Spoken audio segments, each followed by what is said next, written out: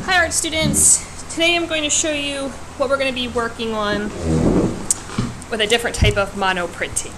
Okay? What you're going to need for this lesson is a plastic plate. You're going to need something called a brayer. It is one of these things that will roll ink onto your plate. You're going to need printing ink.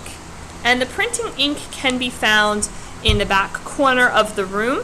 And there's lots of different colors. I'm going to show you a multicolor example, but you could simply just pick one color also. Printing ink is different than paint.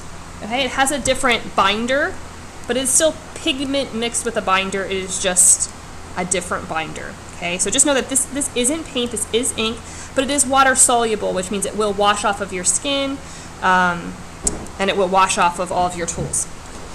Another thing you're going to need is a piece of printing paper, which can also be found back in the corner near the ink. And then you're going to need the line drawing that you're going to create. In the next video, you'll watch how to create this line drawing. So, first thing you're going to do is lay the ink onto your plate.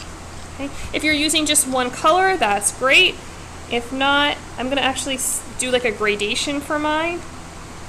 You don't want gobs and gobs of ink. You can always add more, but taking it off the plate becomes a little bit more difficult.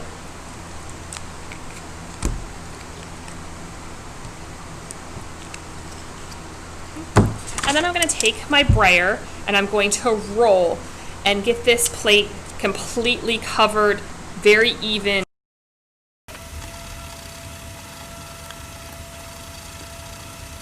Noticing you put a little bit too much ink on, like I am noticing just like a little bit of excess, I'm going to go ahead and use a scrapped piece of paper. I'm just going to get some of the excess off.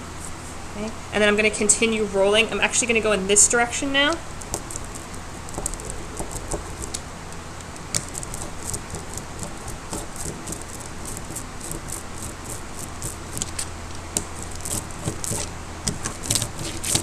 Alright guys, my plate is nice and even. You can see, I don't see a lot of texture or tacky stuff on my plate. It's really smooth, so if you have to remove excess ink with your brayer and blotting it, make sure that you do that. Okay, the next thing you're going to do is set a piece of clean white paper on top. Okay, don't press down, just set it on top. Alright, once you've set that on top, you're going to go ahead and take your line drawing and set that on top of the plain white piece of paper. Okay? Your goal here is to avoid putting your hands on your work or really pushing down too much, because that will do too much transfer of the ink on your page.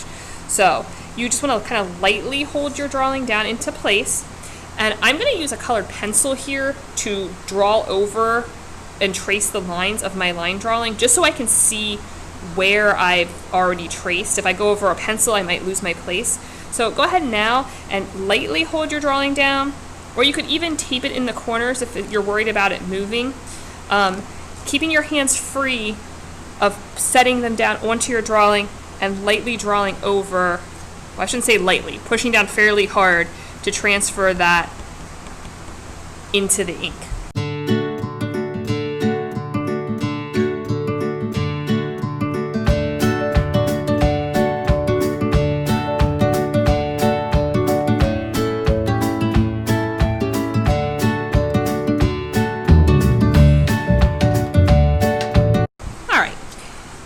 It looked like I did that really fast, but just note that it did take me quite a while to trace all these lines. So take your time when you're tracing over your lines so that your craftsmanship and your drawing is nice and neat. So there's really no rush there.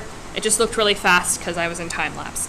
Okay, so once you're done and you've traced over everything, you can go ahead and take the tape, if you've taped your drawing down, off and remove your line drawing. I would recommend keeping this, maybe just like in your sketchbook, you could retape it back in and saving it in case you ever wanted to make another print. You could do the whole process again and create multiples. So if you like the way it looks, definitely save this drawing. From that point, we're going to slowly pull up our paper to reveal our results here.